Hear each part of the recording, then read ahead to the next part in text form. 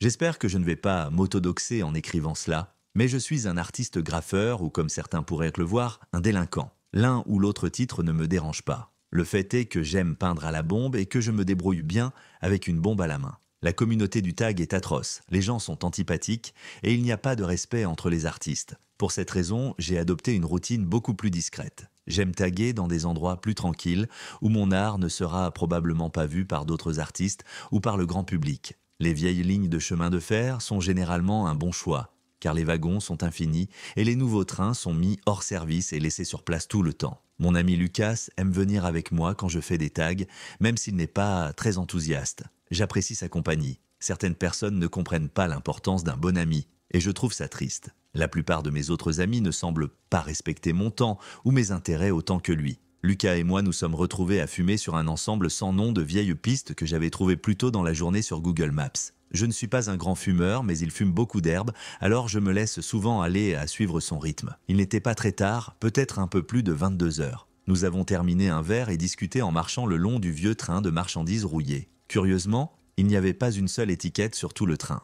Il a dû être déplacé récemment, me suis-je dit, tout excité à l'idée d'avoir la primeur d'une si belle surface. J'ai donné une boîte de conserve à Lucas pour qu'il s'en occupe et j'ai commencé à faire mon propre travail. Environ 5 minutes plus tard, j'ai terminé mon premier tag. Je l'ai admiré un peu avant de passer à la voiture suivante, puis à la suivante. Une quinzaine de minutes et 2 pots de peinture plus tard, j'avais 3 bons tags adjacents et j'étais assez fier de moi pour l'aspect qu'ils avaient en combinaison les uns avec les autres. Désolé d'avance si cela choque quelqu'un, mais j'ai tendance à jeter mes bidons vides partout où ils sont secs, alors je les ai renvoyés par le chemin que nous avions emprunté. En appréciant le bruit de claquement satisfaisant que fait un roulement à billes lorsqu'il rebondit à l'intérieur d'un bidon vide. J'ai ensuite rattrapé Lucas qui avait apparemment roulé et allumé un autre joint, négligeant la peinture que je lui avais donnée pour le contexte. La raison pour laquelle je ne suis pas un gros stoner est que j'ai commencé à ressentir des pics d'anxiété insupportables beaucoup plus fréquemment, peut-être 90% du temps. Avec le recul, fumer 2 joints avec Lucas était une décision à la limite du préjudiciable.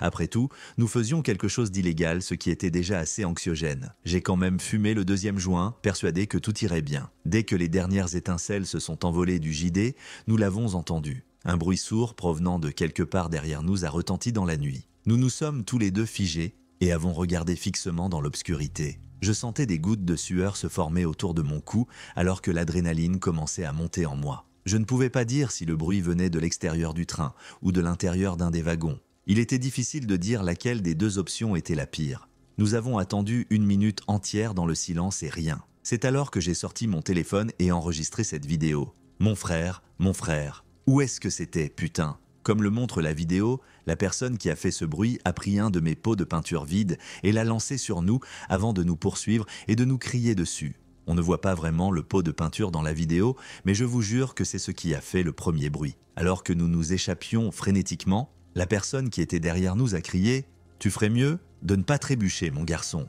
Quelques secondes plus tard, un véritable coup de feu a retenti derrière nous, faisant presque trébucher Lucas. Cela m'a tellement surpris que mon doigt a glissé sur le bouton d'enregistrement de Snapchat et que la vidéo s'est coupée. Nous nous sommes précipités sur les rails jusqu'à ce qu'ils croisent une route principale et nous n'avons pas arrêté de courir jusqu'à ce que nous soyons à une distance sûre. Je ne pense pas avoir jamais été aussi terrifié de toute ma vie. Le fait que j'étais complètement défoncé n'a pas aidé. Mes mains tremblaient littéralement. Lucas aussi. Nous avons retrouvé le chemin de la voiture et nous sommes rentrés chez nous en silence.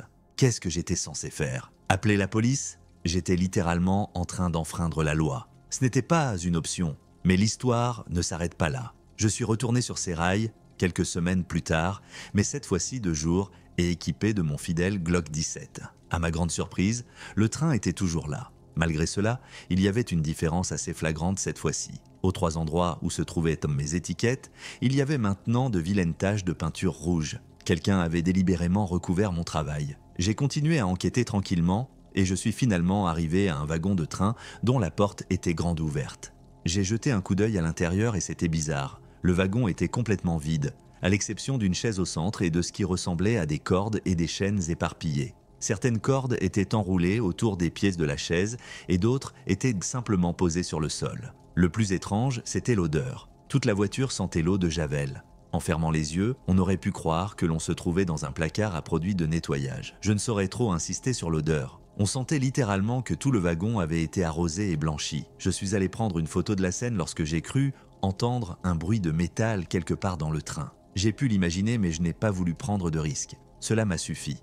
Je suis parti aussi vite que j'étais venu. J'ai raconté cette histoire à de nombreuses personnes et aucune d'entre elles n'a pu rationaliser les actions de ce psychopathe d'une manière qui ait du sens. Je doute qu'un sans-abri puisse mettre la main sur une arme.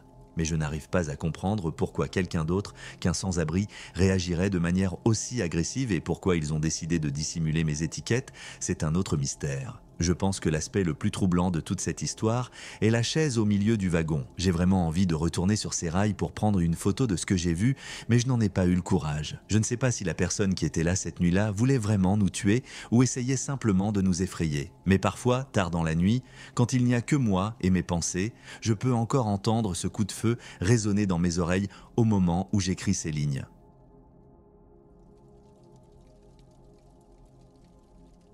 Nous sommes au début du mois de juillet. Cette histoire se déroule au début de l'été. D'habitude, j'essaie de rester dans ma ville universitaire ou de voyager en Europe pendant l'été pour éviter de rentrer chez moi, mais ce n'était pas possible cette fois-ci. C'est à contre-cœur que je suis rentré chez moi au début de l'été. Il ne me restait plus qu'une semaine à passer et je prenais l'avion pour l'Allemagne. Je n'avais pas vraiment envie de revoir mes anciens amis, mais je n'avais pas non plus envie de rester à la maison. Je me suis donc réveillé tôt et j'ai passé mes journées à faire de la randonnée, à regarder des films ou même à conduire sans but. C'était mon dernier jour à la maison. Je commençais à me lasser de ce que je faisais et je voulais faire quelque chose d'un peu plus excitant. Mes amis et moi avions l'habitude de faire du train-hop, l'une des nombreuses activités indisciplinées que j'avais depuis éliminées de ma vie. Je me suis dit que ce n'était pas grave et j'ai conduit jusqu'à une voie ferrée isolée dont je connaissais l'existence. Les trains de marchandises passaient toujours par là. Je savais donc qu'il y aurait beaucoup d'options. Les rails étaient entourés d'arbres et d'une flore variée, ce qui expliquait en partie mon choix. La dernière chose dont j'avais besoin était de me faire prendre pour une activité illégale après avoir été abstinent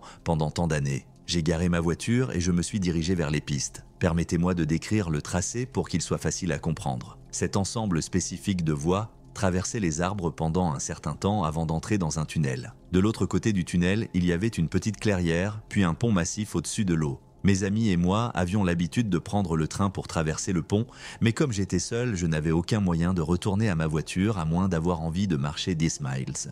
J'ai donc décidé de prendre le train, de le faire passer par le tunnel, d'en descendre et de marcher tranquillement jusqu'à ma voiture.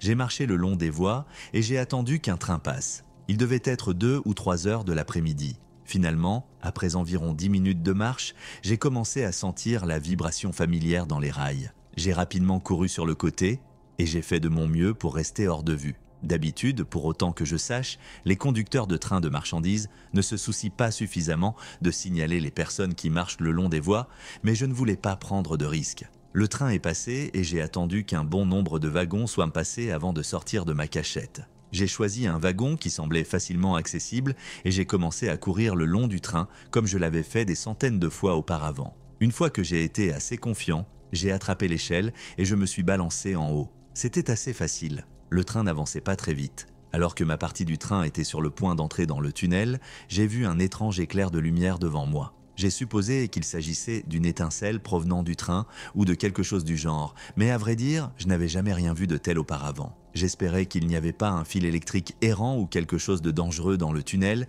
mais il était trop tard pour descendre. Le train a commencé à prendre de la vitesse puisque le tunnel était parfaitement droit et j'ai fermé les yeux alors que la montée d'adrénaline commençait à se faire sentir. C'est alors que j'ai senti une main sortir de l'obscurité et m'attraper littéralement la jambe. J'ai perdu pied et j'ai failli glisser, mais mes mains étaient fermement agrippées au train.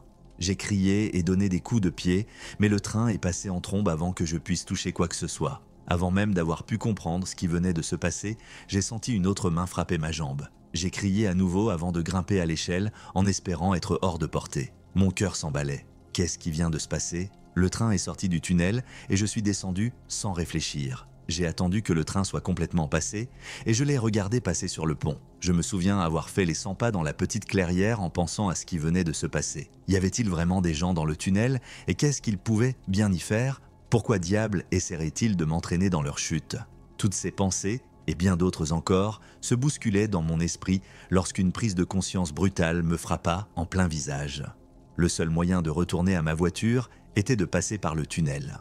Il n'y avait absolument aucune chance que je retourne dans ce tunnel avec ces gens à l'intérieur, d'autant plus qu'ils seraient incapables de voir ma silhouette et que je marcherais dans l'obscurité. Je suis resté assis sur le sol pendant ce qui m'a semblé être une éternité. Il n'y avait pas d'autre solution. Je ne pouvais pas traverser le pont sans risquer ma vie. Un train pouvait arriver à tout moment et le pont était trop long. J'ai envisagé d'appeler quelqu'un pour me secourir, mais je n'étais même pas sûr qu'il puisse faire quoi que ce soit. La police n'était pas une option. J'étais en train d'enfreindre la loi, rien qu'en étant ici. Je n'avais pas le choix. J'ai ramassé une pierre et j'ai commencé à me frayer un chemin dans le tunnel. Il y avait 2 personnes à l'intérieur, ce que je savais pertinemment, mais il aurait pu y en avoir plus.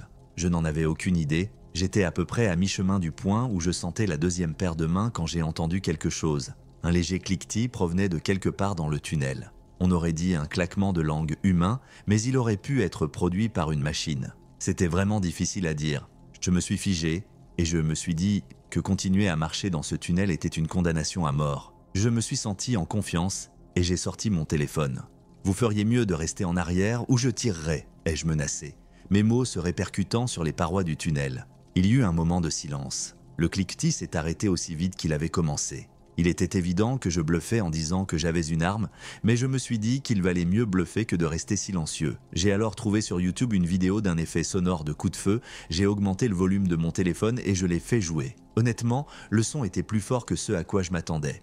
Et en entendant l'écho dans le tunnel, j'ai prié Dieu pour que la personne qui se trouvait là tombe dans le panneau. Sans attendre une seconde de plus, j'ai sprinté à toute vitesse dans l'obscurité, me préparant à me battre. Je n'ai pas arrêté de courir avant d'avoir atteint l'autre côté. Par miracle, personne n'a essayé de m'attraper. Après être sorti du tunnel, j'ai regardé en arrière. Il y a eu un autre éclair au fond du tunnel. Cette fois, il s'est calmé suffisamment longtemps pour que je puisse voir clairement 2 silhouettes debout sur les rails, face à moi. Pour moi, c'était fini. Je me suis retourné pour partir, mais alors que je m'éloignais en trottinant, le cri le plus horrible que j'ai jamais entendu a émané du tunnel. Le son était barbare, certainement humain, mais loin d'être normal. Je n'ai pas l'intention de recommencer à prendre le train.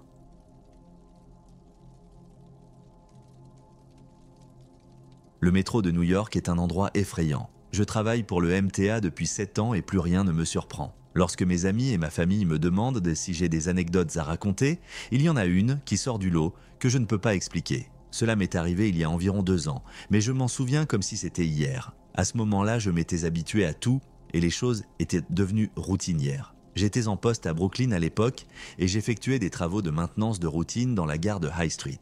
Il n'y avait personne sur le quai. En fait, c'était un peu étrange. Vous êtes habitué à ce que ces stations de métro débordent de monde, alors les voir vides et presque désertes était un ajustement étrange à faire. Je n'avais pas vu une seule personne sur le quai depuis des heures et le silence était total, à l'exception du bourdonnement des lumières et du passage occasionnel d'un train. J'ai entendu un bruit sourd provenant de quelque part sur la voie ferrée. Cela m'a tellement surpris que j'ai laissé tomber ma serpillière sous le choc. Ce n'était pas un son que j'avais l'habitude d'entendre. La meilleure façon de le décrire est le bruit que ferait une pierre si elle tombait sur un rail métallique. J'ai arrêté ce que je faisais et j'ai regardé dans le tunnel à l'affût d'autres bruits. Au bout d'un moment, j'ai conclu que ce que j'avais entendu avait été causé soit par un animal, soit par la chute d'un morceau de ciment. Après tout, ces stations étaient assez anciennes. Je me suis remis au travail sans trop penser à ce bruit. Environ 10 minutes plus tard, le même bruit m'a fait sortir de ma concentration.